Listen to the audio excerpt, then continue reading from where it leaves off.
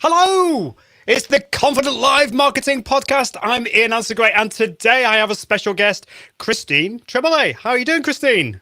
I'm doing great. How are you? I'm doing really well, thank you. I'm getting back into the swing of things after a bit of a break. And it's always, you have to remember what you're doing, don't you? A little hard after the holidays sometimes. I know. Well, what is it now? January the 21st. You'd have thought I'd have got back into it by now. I just started getting back into it too, so I completely understand. I feel like the first two weeks of January are always a little bit of a wash like that. Yeah. I like January in a way because it's the time of year when I know I should be planning earlier in the year. Like I should be planning in my 2020 in November but let's face it, that's not happened. I'm planning my 2020 in January. So it's kind of like a year when I'm planning, but also starting new habits and new things. And we were just talking about this before I went press the go live button. It's good to plan and just work out what are the goals for this year. Right, exactly. And what is it that you want the year to look like? I don't feel motivated to do that until January 2nd, ever. So I always do it at the start of January. Oh my goodness. Yes. Well, it sounds like we're very similar with that in mind. So thank you so much for watching the replay, or if you're watching live, it's great to have you here. Today, we're going to be talking about how to like, or should I say love, the way you look on live video. And Christine's going to be talking about that because Christine talks about confidence. I mean, you're a photographer, but you do a lot of other things. Do you want to just share a little bit? We'll talk about this in more detail after the break, but do you want to share what it is that you do? So I've been a professional photographer now for 12 years, and my specialty on the photography side of things has been working with women, and specifically, although the tips apply to men too, it doesn't have to, they apply to all of us. I feel sometimes actually like it's a conversation that we don't have, we don't let men have this conversation enough. And I've learned that over the years after photographing people. I always thought that it was women that struggled with being on camera, but it isn't. It's everyone. So if you hate being on camera, don't feel bad. It's everyone. It's not just you. Well, I don't want to kind of talk too much now because we'll spoil it for the podcast recording. But I kind of wonder whether women maybe are a little bit more open about the problem, and men don't like to admit that it's an issue, but maybe we'll talk about that a little bit after the break. So today's episode the other side of what I do is I do business coaching for photographers. Sorry, yes, so I help photographers build better businesses. I forgot to ask you. Of course, you do other things as well. So yeah, multi-talented. So yeah, I'm really excited to talk to you about that. And you can maybe tell us a little bit more about what you're doing to help people with Instagram and all this kind of stuff as well, which is going to be really, really cool. So yeah, as I was saying, this is episode 36. The show notes will be out at iag.me/36 after the podcast goes live this Friday, if all the tech goes according to plan, which it will do. So I think that's it. I think we'll be with you just after the break. The podcast is recording. Everything's great. And if you've got any questions, I'd love to know from you. If you struggle in getting in front of the camera, do you not like the way you look? Do you not like the way you sound? Is that stopping you from pressing that go live button? Go on, be brave, say it is, because I'm going to be honest, it certainly stopped me from time to time, if I'm going to be honest. So we'll be with you just after this.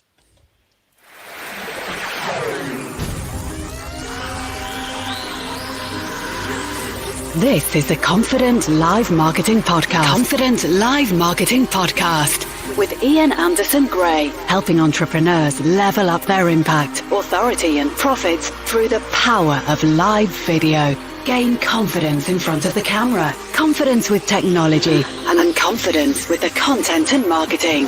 Together, we can go live!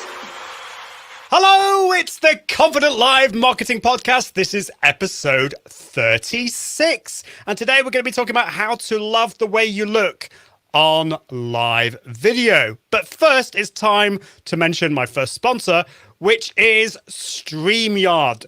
StreamYard is my top recommended live video streaming web app tool, and that's because it works so easily and has so many powerful features. It works in your web browser. And of course, because of that, it works really well for whether you're a Mac user or a PC user. So incredibly simple to use. There's amazing features such as being able to highlight comments on the screen, add your own titles, have up to 5 guests on your show without any extra software, being able to share your screen, add your own brand colors, streaming to Facebook, Periscope, LinkedIn Live, and YouTube. And now, just this week, they've added green screen. So you can actually add, if you have a green screen, you can actually get the background out and have a really cool background. And all of that is on the free version. So if you go to iag.me/StreamYard, you can use StreamYard completely free. But if you go for the paid version, and there is a discount if you go to iag.me/StreamYard, that gives you even more, such as being able to add your own logo, add overlays, backgrounds, videos, and multicasting to up to 5 destinations. So this will allow you to broadcast to Facebook and YouTube at the same time, or LinkedIn Live, if you have been blessed with LinkedIn Live access. So anyway, there we go. That is StreamYard. So if you want to find out more and if you want to have a play with it, go to iag.me/StreamYard. So I'm really excited today to have Christine Tremblay on. I met up with her earlier last year, and she's a Houston-based photographer who launched her professional career in 2007. Her work has spanned weddings, boudoir, and brand photography. She is also a speaker and educator, focusing on marketing and selling online so that you can build a business that you love and that supports the life you want to live. She is the founder of the Insta Local course and the host of the Reframe Success for Pro Photographers podcast. Christine, it's great to have you on the show. It's great to be here.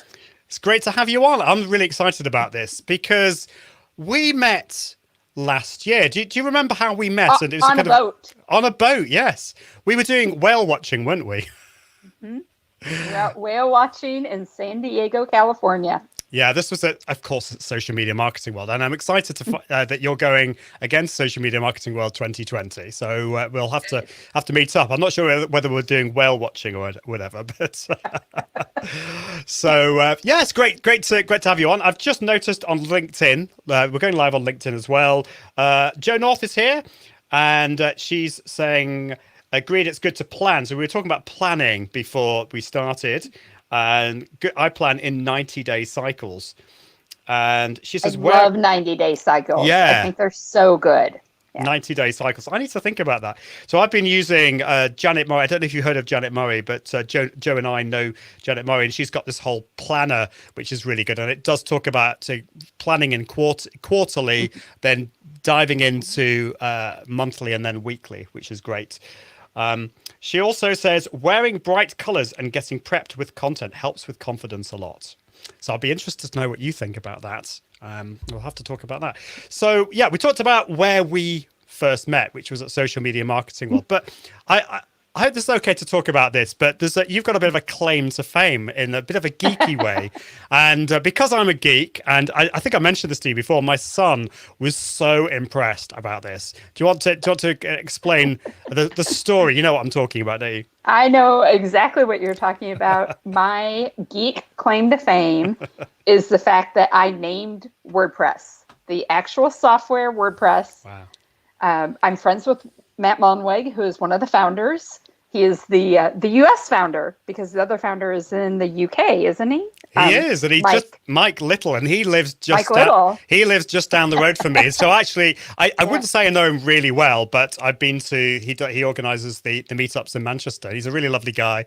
So yeah, it's not amazing. And Matt told me that everybody always is like, "What's the story?" So the shortest version possible is that Matt told me they were ready to launch, but they didn't have a name yet. I had told him months earlier that I'm good at naming things. And he said, hey, we don't have a name. And I called him a few days. We were also at a conference. We were at South by Southwest Interactive. And I called him a few days later after checking the domain. And I said, WordPress, it's WordPress. That's what you have to name it. So I didn't give him it's always like, what were the other ideas you had? And I'm like, there were none. I was that confident in the name. I was like, WordPress. Wow. There you go. And so It is amazing, isn't it? And of course, I mean, I suppose in those days you never would have expected that this thing that you named would power over a fifth of the world's websites. Right. Yeah. It's more than that now. It's over 30%. Wow. And Matt's 14 years younger than me. So at the time, I think Matt was still 20 at the time that we had that conversation. And he told me that he just thought the software was going to change the world. And I was already in my 30s. So I was like, oh, that's precious. Sure it will. And he was right. And I was wrong. Wow, that's such a great story. Well, I think it's time to find out a little bit more about you. And so you don't really know what this is about, except for the fact that this is time for the quiz, the Confident Live quiz. I'm going to ask you a few little questions. I hope you like the music in the background. So all this is, there's no right or wrong answer. It's just a way for us to get to know you a little bit. So are you ready? Are you ready for action? I'm ready. Right, well, here we go. So the first question is, what is your favorite type of food? Oh, I just go for the default of pizza. I love pizza. Pizza, yeah, you can't go wrong with that. We had homemade pizza at the weekend. It's great stuff. Okay, so the next question is Mac or PC? Both. Ooh. In fact, let me just play this noise. Excellent. So do you want to go into more detail about why you have both? I started as a PC user, then I became a Mac user. When I became a professional photographer, everybody was like, oh, you're a photographer, you have to use Mac. And I will say, back in 2008, the way the operating system worked, it did make a difference. And more recently, I'm currently actually on a Windows Surface right now. So I use the PC for my computing power and for going live. And I picked the Surface because it has one of the best built-in cameras. Awesome. I didn't know that. And I did notice in the photo that we showed at the beginning that you have a Surface in that photo. So I do. That's cool. Yeah. And it's interesting because I think PCs, they are more powerful for live video and things like that. But I had a similar story to you. I was a PC user for many years, and then I got more into live video and more into social media. And so everyone said, oh, you need to try Mac. So I did. But I tend to use both. My main computer's a Mac, but I do use PCs as well. So that's good. And I love my iPad Pro at the same time. So that's good. But it's nice to know that it's not, a lot of people are definitely Mac or definitely PC, but nice to meet somebody who's a bit of both. Okay, next question is your favorite kind of music. I am an 80s pop and definitely a strong British pop influence. Ooh. Like what? Can you name any bands you'd like? All of them. Just all of them. Okay. Yeah, pretty much all of them. Yes. Okay. Well, that's good. That gives me a little bit of a thought for the theme music of this podcast. Don't know if you know, we have a different theme music for each podcast. Okay, so the next question is, okay, if you had to choose between a banana and a Krispy Kreme donut, what would it be? Neither one. That's definitely so okay, so explain that. I hate bananas. Okay. So the banana was out. I was going to choose whatever you said. But I'm allergic to flour. So I can't eat wheat. So I can't eat the Krispy Kreme. I would pick the Krispy Kreme otherwise, but I can't. Would they have like a wheat-free one? I wonder. They do not have a gluten-free. Do they not? Kreme. No. There we go. No. Yeah, well, I wouldn't choose that because I'm off sugar. I don't have sugar, but I'm not really. Yeah, I'm also, I eat very low carb. So can I choose a steak instead? Yes, you can. We're just to interrupt. We've got somebody on a group in one of my groups. I don't know who it is because unfortunately Facebook hides the name. They're trying to be all very privacy conscious. So, but somebody is saying in one of my groups, she's saying, Christine! She's saying, you're such an 80s lady. Whose questions are these? They are mine. So maybe you could let me know who you are in the group because unfortunately I can't see your name. That would be great. Okay, so we're on to the next question. So next question is Your favorite kids TV program? Well, I grew up on Sesame Street. Sesame Street, Mr. Rogers. That's a good choice. Do you know, I don't think I've ever seen Mr. Rogers. Which I know this is awful, but I don't know whether we had that in the UK. Maybe we did. Surely it's on YouTube or something. I'm going to have to check. I'm going to have to check it. Check who that. Check it out on YouTube. It's by the way, it's Joey Vitale. Oh, Joey! So it's great. Yes, it's great to see you, Joey. We have to have you on the show at some point, Joey. Okay, next question is, okay, this is interesting. Your favorite classical composer? Beethoven. Ooh. Oh, you had to think about that. I was like, or maybe Mozart, but yeah, both. Beethoven. Okay, that's cool. Right, final question. Now, I think you'll like this question because you are a self-confessed geek. What is your favorite app? Currently, my favorite app is the Good Notes app on my iPad because I love to handwrite things and I can handwrite all my notes. That's really good. I've heard loads of good things about the Good Notes app. I don't have our iPad is very, very old. It's the iPad 3rd generation. I'm surprised it's still working, but I need to check that out once I do upgrade, which is great. So Joey says, ask Christine what brands she's responsible for naming. We've actually already covered that. We've already covered that story. So it's a very exciting story. And I was just saying that I know the other co-founder of WordPress who lives in Manchester. So that's great. Okay, well, I wanted to ask you how you got into what you're doing. So you know, obviously you've been doing photography since, was it 2007? How did you get into all of this, and what you're doing with businesses, with Instagram and all that kind of stuff? And it's sort of funny that we brought up the WordPress thing because it ties into all of it. In the early 2000s, I was working as a digital strategist with Fortune 500 companies. I worked for a web design agency at the time, and I started blogging in 2000. I've been obviously a longtime geek, so that's how the whole naming of WordPress, attending South by Southwest and everything happened. Plus, I'm in Houston. South by Southwest is just down the road for me. So no brainer to go. No travel involved, really. Over time, a lot of .com shakeups. I went through 2 different rounds of layoffs at 2 different agencies, and I just sort of decided I was done. I really wanted to be a professional photographer, and while I was in the middle of job hunting and just stressed out and frustrated, I told my husband, I just want to go take pretty pictures, and he said, okay, so then go do it. What's stopping you? I had already taken photos for 20 years at that point in time. It was not new to photography, but I was new to running it as a business.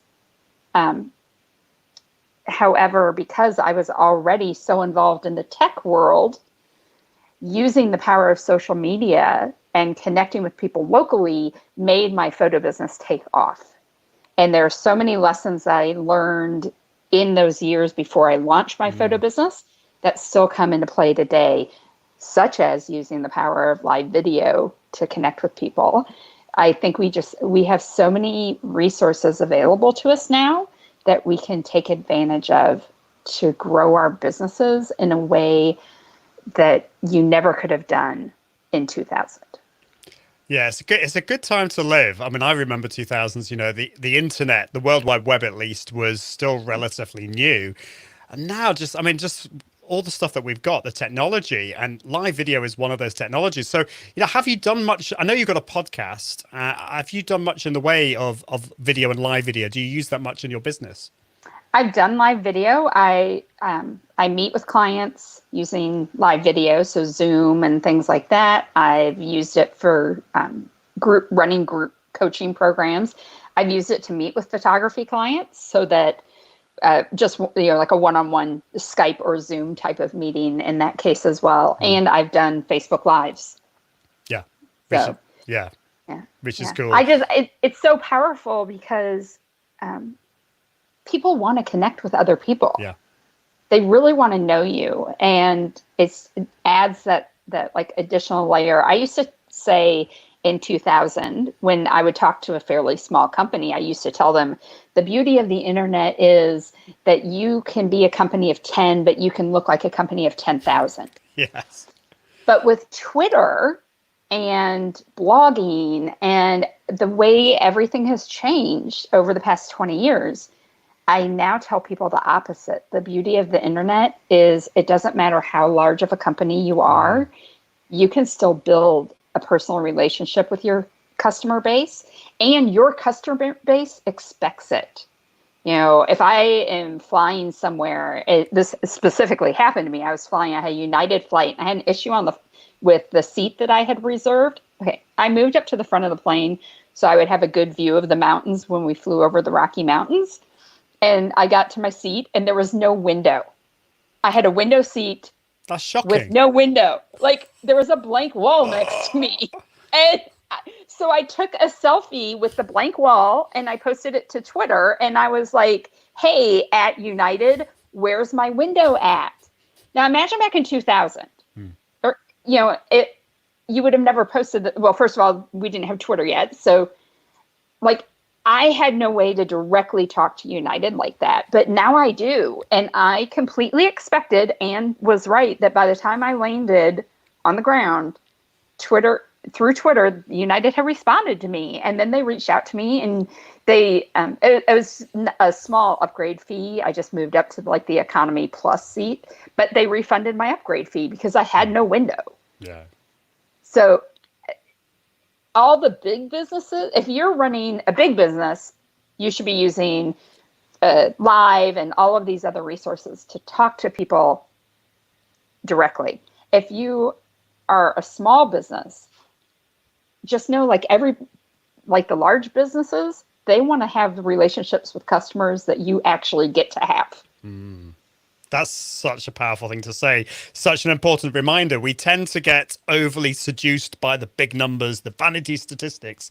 But actually, more and more, I think we're realizing that it's about those individual relationships. It's, you know, you can actually build a business with 10, 100 people in your audience. You know, if you're really committed to, I hate to use the word nurturing, but you know what I mean? It's working with people and really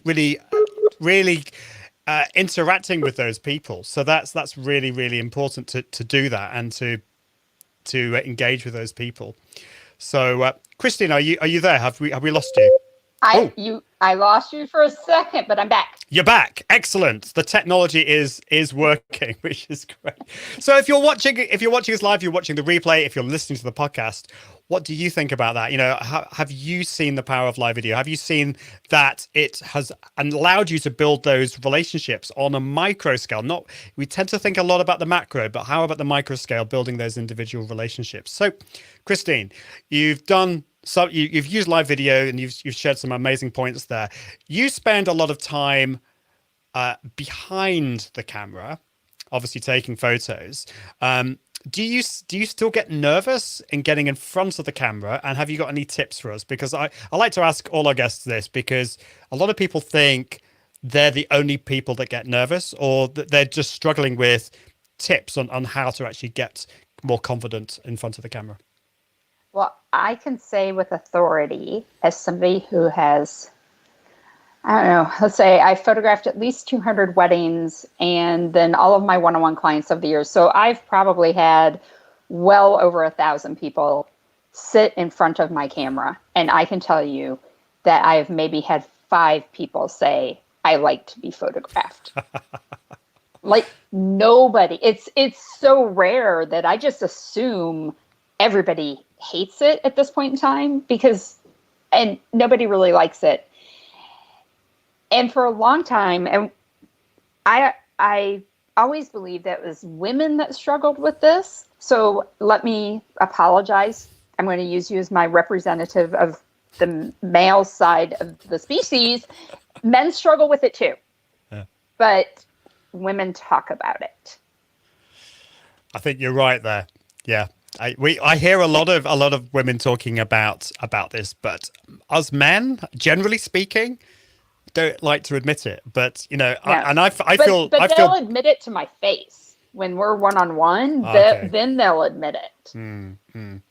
You see, I'm going to be honest. You know, I think I've come to the point where I I don't love the way I appear on camera, but I've come to I've come to terms with it, and I've come to terms with the way I sound. Because of course, there's the other thing is hearing your voice as well. We're not used to seeing ourselves or hearing ourselves, and so when we then look at ourselves, I still find myself squirming a little bit. I'm a lot better than I used to be. So I think one of the things that I would say is it takes time. You've got to, but I'm sure you're going to share some other thoughts. Have you got any tips? Well, and I was going to say the same thing. It takes time. Even while we've been on camera right now, I notice my little visual tics. For example, I have a tendency to like glance to the side while I'm thinking because I'm a processor. My brain makes my eyes move to the side, but I see it when I'm on camera. And then I start to get worried, like, oh, did anybody else see that? Is that bothering the people that are watching? So I always have to like remind myself, stare at the camera. But then you also don't want to feel like you're like this, like just staring at the camera. For those of you listening to the podcast, just imagine me with my eyes like as open, as large as I can make them. So yeah, I still struggle with it too, even. And like I said, everybody does. And there are things that you can do to help improve it. Well, we can maybe talk about a few of those a little bit later. And I think that you said, you see your kind of like your visual tics and whatever, but actually, I think it's those things that make us more unique. We've got to maybe learn some of those things. I've noticed myself doing a few weird things. Some of them I think are off-putting, and I probably want to eradicate them. Sometimes I'll repeat the same thing. I've noticed that in the podcast, when I've edited it, I say that's very exciting a lot. And I think, yeah, it probably is exciting, but I don't need to say it so many times. So I think you can learn. I think actually watching yourself is a really good thing because you then learn how to improve and how to become more you, but more professional and more just to communicate better in front of the camera, I think. Right. Yeah. Exactly. So have you experienced any disasters, whether it's like a video disaster or camera disaster? I did an entire Facebook Live that was amazing. It was so fabulous. Like I said exactly what I wanted to say. I don't always script in advance, but I had sort of, I had taken notes. It was like spot on the first run. And my microphone wasn't plugged in all the way, so nobody could hear it. Oh, I'm glad you shared that because that's happened to me. I don't think the broadcast was that amazing anyway, so it's probably a good thing. But it's even worse if it was the perfect. So good. Oh. It was so good. Yeah, that's harsh. So what you've learned from that is always to check before you. Well, if your business can support it, having an assistant that will hop on when you hop on lives and have them text you if something's going wrong. Because I wasn't, so I do a lot of broadcasts without my glasses on because that way I can read, but that particular day I had my glasses on, so I can't read the screen with my glasses on. I need bifocals, but I don't have them. And therefore I couldn't, I just didn't see the comments coming in of that people were saying, we can't hear you. Or I saw one of them, I thought it was that, like a one-off, like it was just that person. So I just kept going. So I did like a 10-minute Facebook Live with no sound at all. Yeah, that's harsh. But I look good. Yeah, well, there we go. That's part of the thing, isn't it? We had I had Steve Dotto on the show a couple of weeks ago, and one of the things he was talking about actually the advantages in having a producer, so that you can just get on with delivering the content and having somebody else check all the tech and sorting out. So yeah, if you've got the budget for that, then definitely check out getting a producer. Otherwise, it's really about testing everything, making sure everything's working, doing a test broadcast beforehand. And I love your idea about just getting somebody like a friend who just to notify you if things aren't going well. Yeah. And to like directly text me or even call and like raise the red flag. It's all falling apart. Definitely, yes. We've all been there, I'm sure. So we've talked about the fact that a lot of people, or I don't know, well, I'm interested. You said certainly in getting their photos taken. But I've noticed that a lot of my clients do really struggle with this. They don't like the way they look or the way they sound on video. So 2 questions really from this. How big an issue do you think it is when it comes to live video? And what can we do about it? Why is there a problem? What can we do about it? Well, I mean, part of the problem is far more deeply rooted than the live video aspect. It goes back to I don't like how I look, period. And I mean, there's a few things you can do about that. One, like, come join us in the self-love movement where you embrace the fact that you look like you look and it's okay. And then secondly, if it is a matter of physical fitness, I am not saying anybody needs to lose weight, but if it's a matter of physical fitness, if you're like, oh, I feel like I look overweight on camera, I want to get healthier, then work on it. But don't use that as an excuse to put off reaching out to your potential clients, because if you have a message that the world needs it. Like, they're waiting to hear from you. And it's a shame to say, oh, I don't like how I look on camera, and therefore I'm not going to do it. Yeah, I think you're right. I wonder whether, I mean, we could probably go into the whole realms of psychology here. There's probably stuff in our backgrounds, going to school is a horrible thing. People may have teased or bullied you. So it's probably a lot of that. But the fact is, we've got to focus on the now. What are the things that we can do now? Some tips maybe that you could share with us that will give us more confidence so that we can maybe start to like ourselves and maybe end up loving the way we look and being okay with that. While we are talking about video, and I think video is so incredibly important, I also think a really helpful thing is find a local photographer and have somebody take photos of you that you actually like, so that you see yourself in a different light. I feel like that can be it's a big transition for people, because we normally, we as humans only ever see ourselves direct on in a mirror. And when somebody photographs you, they can show you all the different angles that people see you at. Second thing you can do is actually practice in front of a mirror. Like, go stand with the mirror and see, like, what's the angles that you like, what, position, is it, where should the camera be in relation to your face? Should it be higher or lower? And for most of us, that's another thing, is we position the camera too low, and it's not a flattering angle for anybody to have a camera shooting up at them. But since we only ever see ourselves in a mirror, and or the only other time we see ourselves is the pictures that we took with friends, and they posted their favorite one, and they didn't care if you look good in it or not. They just cared if they look good. So sometimes people post photos of us, they're not very flattering. And so we're like, oh, that must be how I always look. Well, no, not necessarily. Having a good camera and good lighting. Yes. Good lighting is really, really important. Yeah, definitely. It's some of the inbuilt webcams. So my wife's got a Dell laptop. It's a great laptop, but for some reason they thought it was a good idea putting the webcam at the bottom. So it's kind of looking at, and you have this massive chin. It's just not good. They've repositioned it on the newer version, because I looked at that. That's how I ended up with I was down to that laptop or the Surface when I bought my current Surface. And that was a big reason why. I was like, well, I can't buy this because the webcam is in just a stupid place. And I knew that the primary reason why I was getting a computer was for doing lives. Yeah. So I needed a decent webcam.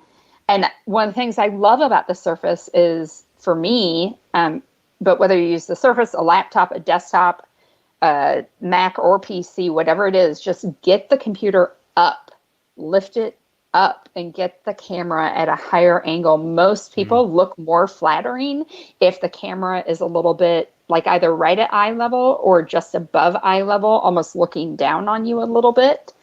That tends to be a much more flattering angle for most people. Yeah, totally agree. Or the other thing, of course, is to buy an external webcam, such as the one I'm using at the moment. It's the Logitech C920, which I've used for Right. ages. I did have I still do have the Logitech Brio, but it's not working. I've had problems with it. So maybe have an extra camera just because I And think that can make a big difference. a great thing about the C920, because I had that one as well, is that has a tripod mount. So you could put it on a tripod and just set a tripod on your desk and position it at a higher height. So to be able to control that height of your camera is really key to then finding the angle where you feel that you look best. Especially women prefer to have the camera, like I said, a little bit above eye level and angling down. It's going to flatter your neckline and hide your chin a bit more. So that's a cool tip. I hadn't thought about that. If you don't like your jawline, get the camera up higher and the angle will be pointing down at you. No, that's a great tip. Well, thank you for that. Right, it's time for our second sponsor. So I'm going to ask you some more questions about the whole confidence thing. But it's time to mention Content 10X. Content 10X are the other sponsors of this podcast, and they are experts in content repurposing. They will provide a full end-to-end repurposing service. So the great thing about this is you go live on Facebook or YouTube or wherever you want. You create this amazing content very quickly and easily. Once you've sorted out the tech and of course your confidence as well, you press the end broadcast button and then they will take that and explode it across the interwebs in a plethora of different content. They'll maybe turn it into a podcast for you, or into a blog post, or into an infographic, or into a series of social media images. And this is something that I do with this live show. It's a live show. It becomes a podcast. It becomes a blog post. It becomes social media images. And so it helps me explode my business, but I can focus on my business, so I don't have to worry about taking time out of my schedule. So if you want to find out more about what they do, or if you want to do it yourself, you can learn all the tips. They have an awesome blog, a podcast, and now a book, and great advice on all things repurposing. All you need to do is go to content10x.com. And I thank Amy and the team at Content 10x for sponsoring this show. I just about got my words out there, didn't I? So we were talking about using there's a bit of technology there, using decent webcam, angling it right. You were mentioning it, putting it a little bit higher than your eye line, so that was that right? So that you can Yes. it gets a good angle. I tend to think about also looking through the camera as if your perfect client or your best friend is behind it. And I also find the only other thing that you've got to be aware of, I don't know if you've had this thought about this or had this issue. When I first did this and I had my webcam above my screen, I ended up looking at my screen and it kept on looking like I was looking down all the time. So I had to train myself to look up. Is that something you've had issues with? Yeah, right now, since we are live on camera, I keep telling myself in my head not to look at you, but to look at the camera instead. So even right now, one of the things I've done in the past is maybe put a Post-it note. And you mentioned thinking about the client that you're talking to. If you had a photo that could represent your ideal client, and maybe tape it just above the camera so that you're looking at them and you're telling yourself, that's the person I'm talking to right now. That's the person I want to reach. That's the person I want to speak to. So yeah, definitely. Really, really good tips there. So you've said to us, we need to angle the we need to get the camera right. We need to start doing it. We need to start getting used to it. But there are going to be some people that just find that so hard. They go live and then they go back and watch it and they're just squirming. They just hate the way they look. And we can say things like, focus on your audience, focus on the message. Those are the rational things to think about. But if people are really struggling with that, there aren't is there any hope for us to end up liking or loving ourselves on camera? So I love that you shared about Content 10X just before this, because that is when I started podcasting, back when podcasting was a matter of like duct tape and a few wires, and you hope that you put it online. Like it was like 2004, maybe. Actually, it was probably 2005 when I started podcasting. And I went through and edited one episode, one time. And I hated hearing myself speak. So after that, I practiced working on being able to be like one and done and not needing to edit. And I just didn't listen to my own episodes. And I don't normally watch my own lives unless I really, really have to. So if I want like a video clip out of a live to put someplace else, ideally I find someone who can do that for me. Because if that's, again, it's a lesson I learned through regular photography, but we mentioned I did boudoir photography for years. And because of the power of the internet, I thought it was really great to be able to give people the option of, I'll just put your photos online and you can go look at them, and people would start looking through them, but they'd start self-criticizing. So I changed my business to where they came in and met with me to see their photos. And then that way they couldn't self-criticize. And it's sort of the same thing. If I don't watch my own videos, then I just don't know. Like ignorance is bliss. And we did touch on one other thing earlier, that clothing piece. And I think for some people, what you wear can be so important. It's almost like I have certain outfits that I consider like my power outfits. They're the ones like you'll see me wearing them at conferences, because they're the clothes that when I put on, I feel comfortable. I feel very much me.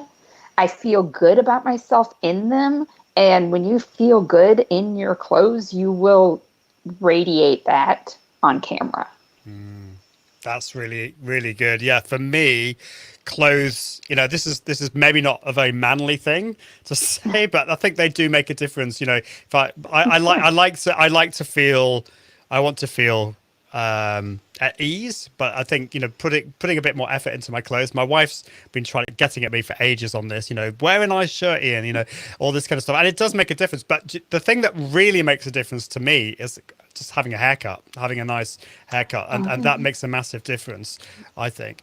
I also, just listening to you then, I was thinking, you talked about with your photographs, meeting with your clients, was showing the photos to your clients in person stop them from criticizing them so much. And I wonder whether with live video, if you had somebody, so for example, you could be in a Facebook group together, or you could have somebody who actually helps you with confidence.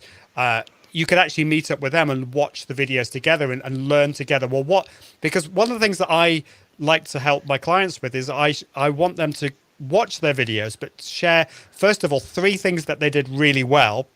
They've got to focus on the positive first, because we all end up talking about the negative. Oh, I don't look like that, do I? And then once they've done that, we can then, and it needs to be very constructive. Well, what 3 things that can I do to improve it for next time? But I think actually meeting with them and watching it together would probably be even more beneficial, because then they can't get away with beating themselves up too much. All right. And the nice thing about with the photography side of things, of doing it in person, is then I also got to be a cheerleader. I got to sort of cheer them on. Yeah. So if you have someone in your life that can be that support person, yes, I think it's a huge difference. Or, maybe even you have a friend that you trust their opinion, and you say, here, can you watch my video? Give me your please tell me 3 great things. And I always call that the nice sandwich. Like, here's something nice. Here's what you need to improve, but let's end on the nice note. You were great. You were awesome. So important. Well, we all need encouragement. We don't want people just to tell us nice things without learning from them. So there's a balance, but having somebody in your life, whether it's a friend or whether you've got a coach or a consultant or somebody like that, that can actually help you. We're out of time, Christine, I'm afraid. There's probably loads. Was there one final thing you wanted to say? Well, I was going to say, it's so important that constructive criticism. because that is very different than somebody saying, oh, you were horrible at X. Yeah. Versus, oh, this was good, but I think it would be improved if you did this. That's important. And yeah, there unfortunately there are some negative people, there are some trolls out there. So, and you could argue if you are starting to get some of those, maybe you are actually being quite successful, but it's not nice when it happens. So anyway, we're out of time. Thank you so much, Christine. You've shared some really, really good advice with us, and I've definitely learned a lot. So how can people find out more about you? And I know that you were going to share something about your Go Insta Local course as well. I'd like to know a little bit more about what that's about. So to keep it fast, as I mentioned, I was so already active and involved on the internet when I launched my photography business. I launched my business and brought in 6 figures. So I grossed 6 figures my first year in business. And everybody has always asked me, how'd you do that? And for a long time, I credited blogging and the power of storytelling. But recently, I realized, looking back and going through notes and everything else, that it was this, using the internet to connect with other local business owners. So that's now what I teach people how to do, is if they have a local service business, so all of their clients are truly local to them, I run a course that you can find at goinstalocal.com.